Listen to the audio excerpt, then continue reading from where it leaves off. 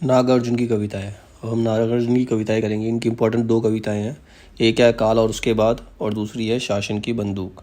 अभी हम पढ़ेंगे कविता अकाल और उसके बाद।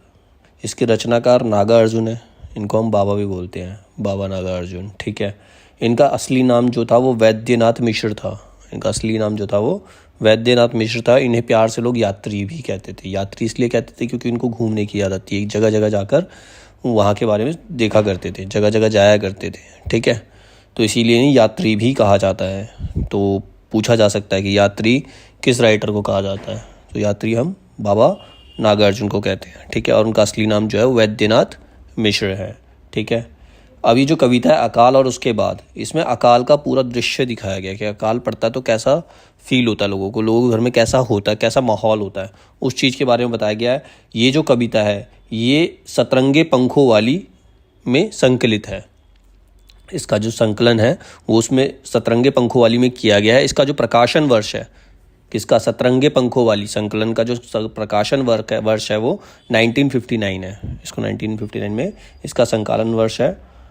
और इसका विषय जो है, इस कविता का विषय वो ये है, अकाल का वर्णन करते हुए ये दिखाना कि अन्य प्राणी भी उससे किस प्रकार प्रभावित रहते हैं। इंसान तो प्रभावित होते ही हैं, साथ में उन पर डिपेंडेंट जो प्राणी हैं जैसे कुत्ते हो गए, पक्षी हो गए, वो उनके ऊपर क्या क्या बीतती है, वो भी किस प्रकार से रहते हैं, चूहे, कौआ, उन सब का इसमें जिक्र किया गया। इस कविता के अंदर उनको यूज़ किया गया है। तो एक बिंब मतलब होता है एक चित्र बनाकर दिखाया गया है। मतलब जब इस कविता को पढ़ेंगे तो वो सारा अकाल का चित्र हमारी आंखों के सामने प्रदर्शित होता है। ठीक है, तो इसलिए इसके अंदर बिंब योजना है। इसके अंदर क्या है, बिंब योजना। कविता के जरिए वो चित्र, अकाल का चित्र हमारे सामने प्रस्तुत करने की कोशिश की है बाबा नागार्जुन ने। ठीक है, अब कविता शुरू होती है, कई दिनों तक चूल्हा रोया चक्की रही उदास। मतलब चूल्हा रोया चक्की रही, मतलब चूल्हे पे खाना ही नहीं बना कई दिनों तक। जब चूल्हा शांत है इसका मतलब वो रो रहा है। तो चूल्हे की हालत, चूल्हे के बारे में बताया गया है। जब घर में दाना नहीं होगा, अनाज नहीं होगा, तो चूल्हा भी ऐसे ही सूना पड़ा हुआ है। चक्की रही उदास, चक्की को कई दिनों से किसी ने चलाया नहीं है, चक्की को कई दिनों से किसी ने चलाया क्योंकि घर में अनाज ही नहीं है। ठीक है, कई दिनों तक चूल्हा रोया चक्की रही उदास, कई दिनों तक कानी कुतिया सोई उनके पास। जब चक्की चल नहीं रही, चूल्हा जल नहीं रहा, तो कुत्ते आके उसके पास सो रहे हैं। ठीक है, जब उसका यूज़ होता है तो कुत्ते को लोग जानवरों को दूर भगाते हैं, उसको साफ़ सुथरा रखते हैं। लेकिन अकाल के टाइम पे ऐसा है उनकी कोई कदर नहीं हो रही है, वहाँ पर कुत्ते आके सो रहे हैं। ठीक है, तो वही लाइन पढ़ी है इसने, कई दिनों तक चूल्हा रोया चक्की रही उदास, कई दिनों तक कानी कुतिया सोई उनके पास। कई दिनों तक लगी भीत पर छिपकलियों की गश्त, दीवारों पे छिपकलियाँ आ रही हैं। क्यों? क्योंकि घर में दाना पानी तो है ही नहीं, अनाज है नहीं, तो चारों तरफ छिपकली नज़र आ रही है, वह कीड़े मकोड़े हैं। ठीक है, तो उनके लिए वो छिपकलियाँ आ रही है। कई दिनों तक चूहों की भी हालत रही शिकस्त। चूहे, घर में अनाज होता है, गेहूँ होता है, तो चूहों को भी मिलता रहता है कुछ ना कुछ, चूहे भी कुछ ना कुछ खाते रहते हैं।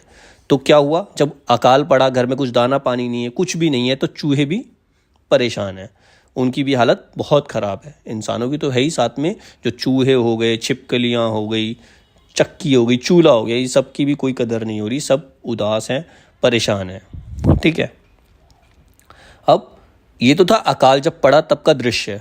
अब अकाल के बाद, बीतने के बाद, जब अनाज घर में आता तो क्या दृश्य होता है, अब उस दृश्य को दिखाने का प्रयास किया गया है। दाने आए घर के अंदर कई दिनों के बाद। अब कई दिनों के बाद घर में अनाज आया, दाने आए। धुआं उठा आंगन से ऊपर कई दिनों के बाद। तो कई दिनों के बाद घर से धुआं उठता हुआ नजर आ रहा है, क्योंकि जब दाने आ गए हैं तो लोगों ने चूल्हा जलाया है, खाना पकाने के लिए चूल्हा जलाया, जिसका धुआं आकाश की ओर उड़ रहा है। अब उसका दृश्य दिखाई देता है। ये दाने आए घर के अंदर कई दिनों के बाद, धुआं उठा आंगन से ऊपर कई दिनों के बाद। बहुत दिनों के बाद, अकाल में ऐसा कुछ भी नहीं हो रहा था, सब परेशान थे, कुछ ना खाने को मिल रहा था किसी को भी। चमक उठी घर भर की आंखें कई दिनों के बाद। जब खाना बन रहा है, दाने आ गए, अनाज आ गया, तो सब लोग खुश हैं। अब कई दिनों तक भूखा रहने के बाद जब अचानक से रोटी मिलेगी तो बहुत जायज़ सी बात है, उनके चेहरे पर खुशी चमकेगी, खुशी आएगी।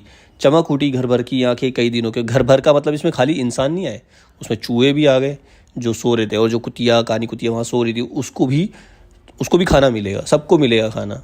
ठीक है, कोए ने खुजलाई पांखें कई दिनों के बाद। अब कोआ भी एकदम से तैयार हो गया कि अब उसे भी रोटी मिलने वाली है, अब उसे भी रोटी मिले। जब हम इंसान खाना खाएंगे तो बचा हुआ खाना कौन, कौए पक्षियों के काम आता है। तो कई दिनों के बाद कोए ने भी अपनी पांखें खुजलाई हैं, वो भी उड़ने को तैयार हुआ है कि अब उसे भी खाना मिल जाएगा। तो ये कविता है, इसके अंदर बस यही दृश्य दिखाया गया कि जब अकाल पड़ता तो किस प्रकार का दृश्य दिखाई देता है, और जब अकाल के बाद खाना मिलता है तो किस प्रकार का दृश्य दिखाई पड़ता है। तो ये बाबा अर्जुन का एक्सपीरियंस है। ठीक है, जब बंगाल में अकाल पड़ा था तब उन्होंने ये कविता लिखी थी। ठीक है।